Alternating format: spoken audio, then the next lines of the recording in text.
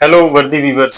मैं हूं जमीरुल हसन और चैनल का नाम है अलर्ट्स एंड अपडेट्स। जैसे आप जानते हैं कि आजकल क्लाइमेट चेंज की बहुत बातें हो रही हैं और रिसेंटली पाकिस्तान में आपने देखा होगा क्लाउड ब्रस्टिंग हुई, रेनफॉल्स हुए, ग्लेशियर्स पिघलना शुरू हो गया। तो ये सारी चीजें बेसिकली क्या है, क्लाइमेट चेंज का नतीजा है। तो क्लाइमेट चेंज की जब हम बात कर रहे हैं तो एक नई आपके साथ डिस्कवरी शेयर करते हैं, आपको लेके चलते हैं एक ऐसे मुल्क में जो दुनिया का दूसरा छोटा मुल्क है वेटिकन सिटी के बाद, और उसका नाम है टवालू। So welcome to टवालू। अब टवालू जो है, जैसे मैंने आपको बताया कि दुनिया का दूसरा छोटा मुल्क है और ये एक आइलैंड नुमा मुल्क है और यहाँ बहुत कम लोग रहते हैं। ये बहुत खूबसूरत तरीन मुल्क है और क्लाइमेट चेंज की वजह से यहाँ पे चंद दहाइयों से पॉपुलेशन जो है ना, यहाँ की जो लोकल पॉपुलेशन है वो परेशान है। और आने वाली चंद दहाइयों में कहा यह जा रहा है कि ये पूरे का पूरा मुल्क समुद्र में बह जाएगा, समुद्र गर्क हो जाएगा और ये वहां के लोगों के लिए एक बहुत परेशानी का बायस है। ये एक छोटा सा मुल्क है, यहाँ एक छोटा सा एयरपोर्ट है और हफ्ते में 3 फ्लाइट्स आती हैं फिजी एयरवेज की। छोटा जहाज आता है हफ्ते में 3 बार, वो भी उस सूरत में कि वहां वेदर ठीक हो, वहां का मौसम अच्छा हो। तो वैसे भी वहां पे इतनी बड़ी एयर फ्लाइट्स की जरूरत इस वजह से नहीं है कि वहां बहुत कम लोग विजिट करते हैं। ये दुनिया का सबसे खूबसूरत आइलैंड नुमा मुल्क है मगर बहुत कम लोग यहाँ जाते हैं। इसकी रीजन मुझे नहीं समझ आई, हालांकि इंतहाई खूबसूरत आइलैंड है।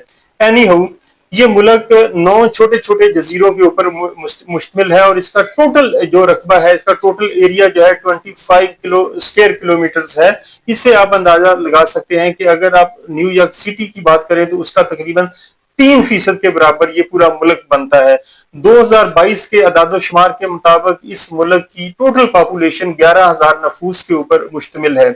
अब सूरत हाल ये है कि ये सतह समंदर से तकरीबन सिर्फ 2 मीटर ऊंचा है और ये बहुत खतरे की बात है और यही वहां के रहने वालों की सबसे बड़ी परेशानी है। नासा के मुताबिक 2025 में तकरीबन इनका जो कैपिटल है फूना फूटी, उसका आधा हिस्सा जो है ना वो समंदर में डूब जाएगा और ये बहुत परेशानी की बात है। यहाँ पे ज्यादातर लोगों का दारोमदार जो है वो फिशिंग के ऊपर है। तकरीबन 60% इनकी जो रेवेन्यू है वो फिशिंग से आता है। फिशिंग जो इनका मेन सोर्स ऑफ इनकम है, पिछले 5 सालों में उसमें भी 40% डिक्रीज आ गया है ड्यू टू क्लाइमेट चेंज। और अगर यहाँ पे गवर्नमेंट की बात की जाए तो यहाँ पे पार्लिमानी गवर्नमेंट सिस्टम है, पार्लियामेंटेरियन सिस्टम है और यहाँ का head of state prime minister कहलाता है। नाजरीन, यहाँ पे 2 बड़ी-बड़ी सरकारी बिल्डिंग्स है, बाकी छोटे छोटे घर हैं। एक 12 किलोमीटर की लंबी रोड है जिसके दोनों तरफ आबादी है, रेजिडेंशियल एरिया है और जंगलात नुमा दरख्त हैं। दैट्स इट, और कुछ भी नहीं है। और यहाँ पे कम्युनिकेशंस के, ट्रांसपोर्टेशन के सोर्सेज नहीं है।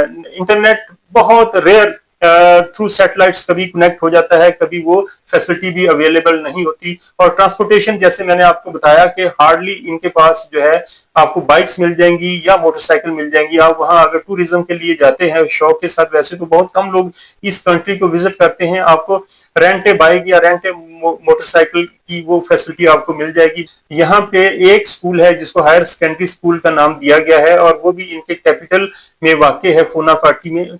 और वो जो दूसरी चीज ये है कि ये लोग हायर एजुकेशन के लिए अपने जो नजदीक तरीन इनके ममालिक है, आइलैंड है, जैसे न्यूजीलैंड है, ऑस्ट्रेलिया है, वहां का रुख करते हैं और वहां से हायर एजुकेशन के बाद ये लोग वापस मुल्क आ जाते हैं या वहां जॉब्स कर लेते हैं। जाहिर है अपने मुल्क में तो इनके यहाँ कोई इतनी जॉब अपॉर्चुनिटीज है नहीं, ना कोई फैक्ट्रीज है, ना इतना एम्प्लॉयमेंट्स है। तो मोस्टली जो लोग वहां सेटल हो जाते हैं ऑस्ट्रेलिया न्यूजीलैंड में जॉब के लिए, अदरवाइज बाकी लोग पढ़ के वापस आ जाते हैं और वो फिशिंग और इस तरह के मामला।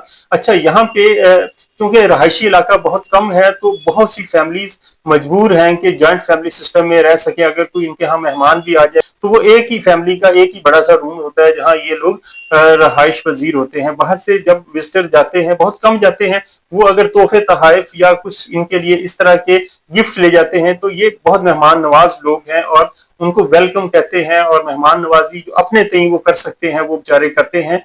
लेकिन इनके यहाँ इतना एक्सपोजर अभी नहीं है। लेकिन आने वाले दिनों में ये जो मुल्क है इसकी लाइफ को खतरा है, इन डेंजर है कि आने वाले दिनों में शायद ये मुल्क खत्म हो जाए। अच्छा, ये जो टवालू है वहां पे टवालुअन लैंग्वेज बोली जाती है मगर इनकी ऑफिशियल लैंग्वेज इंग्लिश है, या ऑस्ट्रेलियन या न्यूजीलैंड जो करीबी फिजी आइलैंड है वहां भी टवालियन बोली जाती है।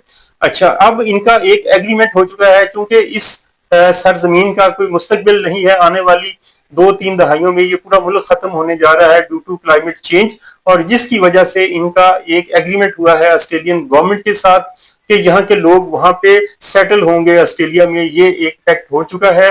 2025 अभी जा रहा है, तो 2025 से ऑनवर्ड यहाँ के जो रेजिडेंट्स है हर साल 280 लोग वहां पे रहाइश इख्तियार करेंगे ऑस्ट्रेलिया में और वहां सेटल हुआ करेंगे। अब तक तकरीबन इस प्रोग्राम के तहत 5000 लोग अप्लाई कर चुके हैं और बाकी लोग अभी थोड़े शशोपंज में है। वहां की गवर्नमेंट ये कर रही है कि इस सारे अपने मुल्क को, अपनी सकाफत को डिजिटलाइज कर रही है कि जब ये मुल्क नहीं रहेगा, जब ये स्टेट नहीं रहेगी, तो वो एक डिजिटल फॉर्म में उनकी पूरी एक सकाफत, जो उनका कल्चर है, उसको वो सिक्योर करना चाह रहे हैं। इसके अलावा जो यहाँ की अहम चीज है वो यहाँ की ट्रेडिशंस हैं। यहाँ की ट्रेडिशन, जो कि छोटा एक आइलैंड नुमा, छोटा सा एक जजीरा नुमा मुल्क है, मगर उनकी अपनी ट्रेडिशन है। उस ट्रेडिशन की वजह से भी ये लोग इस मुल्क को छोड़ना नहीं चाह रहे। So this is the least visiting country but rich in tradition, ये सबसे अच्छी बात है। अब यहाँ के लोगों के लिए इंटरनेशनली वार्निंग जो है ना वो इशू हो चुकी है। Entire nation is in danger because of climate change. अब टवालू जो है हमें ये बताता है कि सबसे अहम जो चीज है वो करेज है, इनोवेशन है और होप है।